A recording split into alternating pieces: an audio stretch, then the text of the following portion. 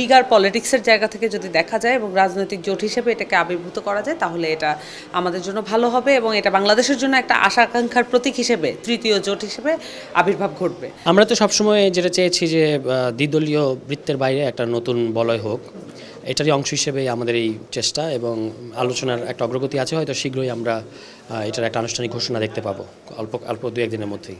এখনও পর্যন্ত AB party, রাষ্ট্র সংস্কার আন্দোলন সহ দুই একটা রাজনৈতিক প্ল্যাটফর্মের সাথে কথা হচ্ছে, আরও কোনো রাজনৈতিক দলের সাথে কথা হতে পারে। তখন আমরা হয়তো এটার ব্যাপারে আনুষ্ঠানিক ঘোষণার সময়, এখন তো 4 দলের সাথে কথা হচ্ছে, এরপরে হয়তো এটা 5-6টা দলও আসতে পারে।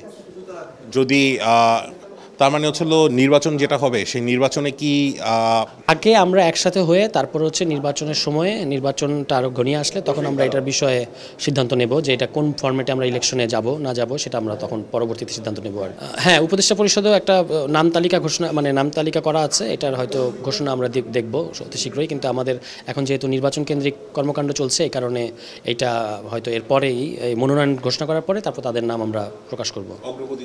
নামের তালিকা মোটামুটি চূড়ান্ত হয়েছে।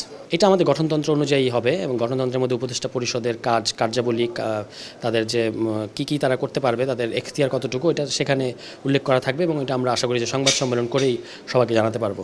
আসলে আমাদের যে নাগরিক পার্টি, জাতীয় নাগরিক পার্টি এনসিপি শুরু থেকেই বলে আসছে যে স্বতন্ত্র ইলেকশন করতে চায় এবং 300 আসনে একক প্রার্থী দেওয়ার ব্যাপারে আমাদের পরিকল্পনা আছে। কিন্তু সেই সাথে আমরা এটাও দেখেছি যে চলার পথে এতদিন রাজনৈতিক কার্যক্রম চালানোর পরেও আমরা অনেকগুলো দলকে আমরা দেখেছি যে তারা সংস্কারের পক্ষে অবস্থান নিয়েছেন, তারা বিচারের পক্ষে অবস্থান নিয়েছেন এবং তাদের ঐকমত্য কমিশনে তাদের সাথে এক ধরনের সমঝোতা বা এক ধরনের বোঝাপড়া কিন্তু আমাদের তৈরি হয়েছে এবং তাদেরকে সাথে নিয়েও আসলে আমরা একটা জোটের পরিকল্পনা করছি। এটা আমরা পূর্বেই বলেছিলাম। আমরা সেই সাথে আমরা দেখেছি যে এবি পার্টির সাথে আমাদের এক ধরনের ভালো যোগাযোগ এখনও আছে এবং সেই সাথে রাষ্ট্র সংস্কার আন্দোলন, এই দুটো পার্টির সাথে আমাদের কিন্তু কথাবার্তা এগিয়েছে এবং আমরা মনে করি যে এই পার্টিগুলোর সাথে একসাথে মিলে একটা রাজনৈতিক জোট, এটা নির্বাচনী কার্যক্রম অবশ্যই থাকবে, কিন্তু সেই সাথে এটাকে একটা বিগার পলিটিক্সের জায়গা থেকে যদি দেখা যায় এবং রাজনৈতিক জোট হিসেবে এটাকে আবির্ভূত করা যায় তাহলে এটা আমাদের জন্য ভালো হবে এবং এটা বাংলাদেশের জন্য একটা আশা আকাঙ্ক্ষার প্রতীক হিসেবে তৃতীয় জোট হিসেবে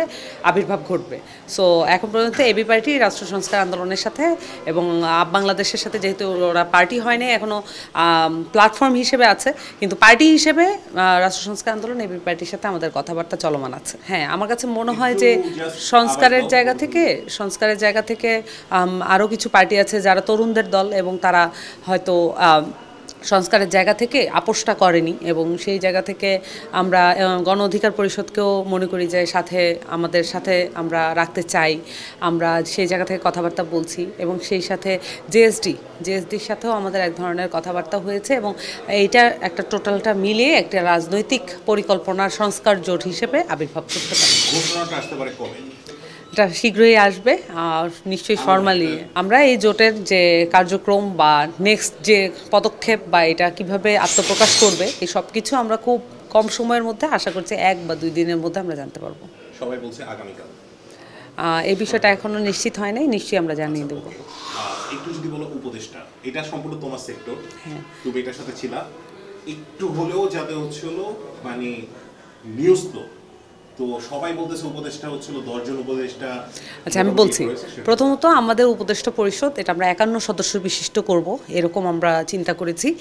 প্রয়োজন পড়লে আমরা কিছুটা বাড়াতেও পারি, কিন্তু এখন পর্যন্ত আমরা চাই যে একটি প্রাথমিক তালিকা প্রকাশ করে দিতে, যাতে ওইটার উপর বেস করে, যেহেতু এখন নির্বাচনের সময় আমাদের আসলে নানান মাত্রার মানুষের সংযোগ এবং উপদেশ আসলেই প্রয়োজন, সেই জায়গা থেকে আমরা 10 থেকে 15 জনের একটি তালিকা প্রকাশ করতে পারি।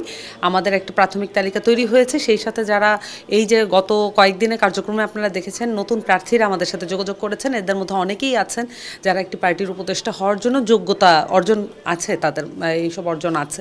তাদেরকে আমরা সাথে নিয়ে আমরা একটা কালেকটিভলি এটা 15 থেকে 20 জনের একটি প্রাথমিক তালিকা খুব শীঘ্রই আমরা প্রকাশ করে দেবো। এটা আগামী 1 সপ্তাহের মধ্যে ইনশাল্লাহ চলে আসবে। এখন নামটা প্রকাশ করা যাচ্ছে না সঙ্গত কারণেই, কারণ আমরা যেহেতু ফাইনালাইজ করে এটা একদম পার্টিকে এক ধরনের পার্টির পুরো সব ফোরামে এটাকে অ্যাকনলেজ নিয়ে তারপরে এটাকে প্রকাশ করতে হবে, যেহেতু এখন নাম প্রকাশ করা যাচ্ছে না। তবে কিছু কয়েকজন মানুষ আসলে ফাইনালাইজের তালিকায় আছে।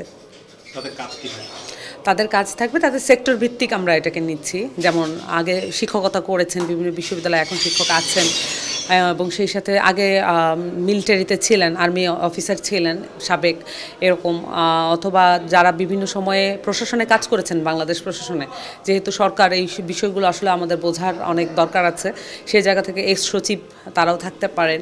এবং সেই সাথে আগে সংস্কৃতি কর্মী ছিলেন, এখনও সংস্কৃতি নিয়ে কাজকর্ম করছেন, এই বিষয়গুলোতে আমরা আরও কাজ করতে চাই। আগের কৃষক নেতা ছিলেন, শ্রমিক নেতা ছিলেন, রাজনীতি করেছেন, এখন একটু ভেটারান হয়েছেন, এখন একটু একটা উপদেষ্টা পর্যায়ে আসতে চান, এরকম মানুষদেরকে আমরা সাথে রাখার চেষ্টা করছি। এবং সেই সাথে মিডিয়া পার্সোনালিটিও থাকবেন।